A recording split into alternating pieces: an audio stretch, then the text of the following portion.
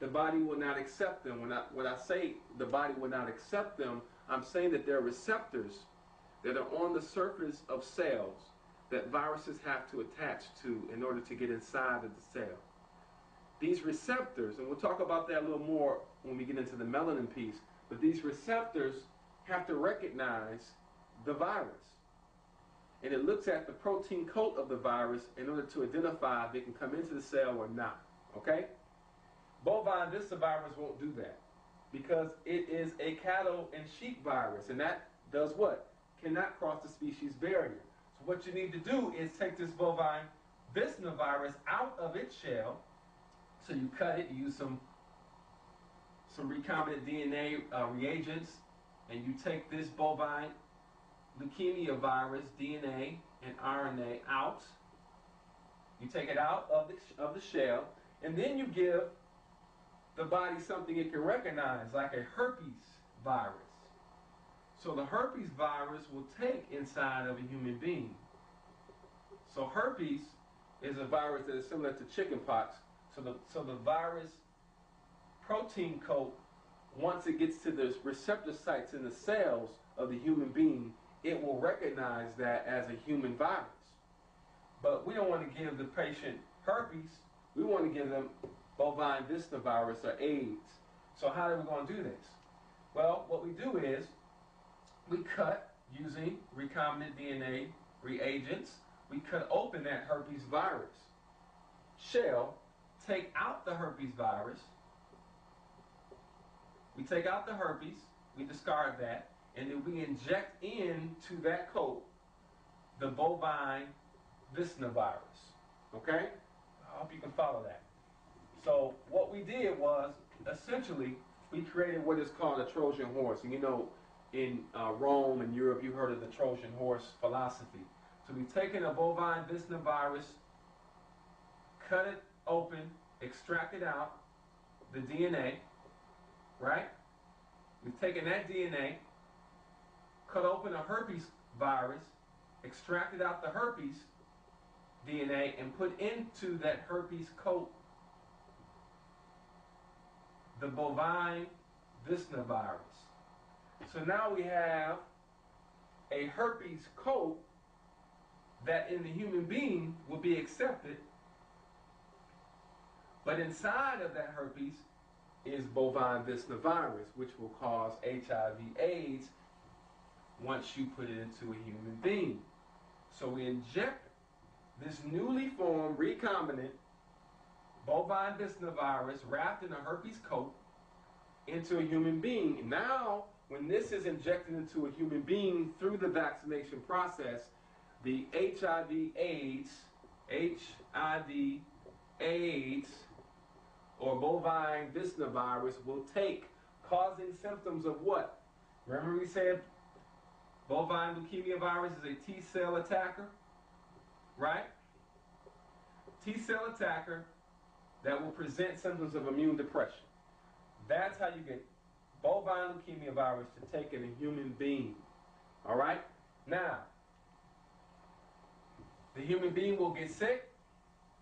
The symptoms will be both symptoms of sheep viscivirus and symptoms of bovine leukemia virus. All right? Now, that if you get him, he's going to kill you. Let's prove this. Let's not speculate, because the very first thing that they were doing when AIDS came out is they were giving AIDS patient what medicine? Who remembers? They were giving the AIDS patients cancer medicine. They were giving AIDS patient cancer medicine, but there's something wrong there, right? What did the cancer medicine do to the AIDS patient? It gave them not cancer. What did it give them? It gave them AIDS.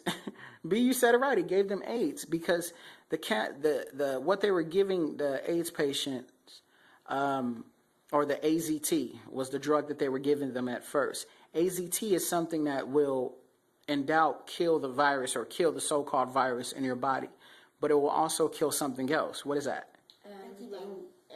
The T cells. Your immune system. It'll kill the T cells. But what is AIDS supposed to do? AIDS kills your T cells. So in killing the virus, you have also killed the T cells. So now your body still doesn't have a defense. So if you get any common cold or what? Even a common cold. You don't have anything to fight it. So in naturality, they gave you AIDS. So they needed the people to get AZT. So by tricking you to think you had a disease, they were giving you the medicine that was really killing you. The AZT was killing the patients off. So it was a trick. Now, how did they test for AIDS? Do you guys remember this? Oh, if you have the antibody for AIDS, you're positive, even though you've already taken it out of your body. Okay, now let's use the Strickland theory so we can educate them. Remember, this is YouTube. They don't know all the information you guys know. So let's say B has chicken pox, okay? Now his body will naturally what? His body will naturally what when he gets chicken pox? It would eventually what? Fight off? Antibody. It would create the what? Remember X-Men, Wolverine? When Wolverine gets sick, he creates what? The antibodies in his virus and then kills the virus. And now what's left in his body is what? The antibodies for the virus, right? So the way they were testing for HIV or AIDS is they would get people and they would test them for the antibodies. But antibodies only mean that you have the cure. So you eventually fought it off and now your body carries the antibody. It doesn't mean that you have chicken pox. So that's like me testing you and you saying you're chicken pox positive. It didn't mean that you had chicken pox. It just means that you had the antibodies that killed chicken pox. But they took the So that's what they were doing. And then if they can convince this lie, because it's nothing more than a lie. We're talking about biological warfare. That's it. So if I can't infect you with anything, technically you don't have anything. Okay? We know this. But are there such things as sexually transmitted diseases? No. Wait. Yeah, there is. It's biological warfare.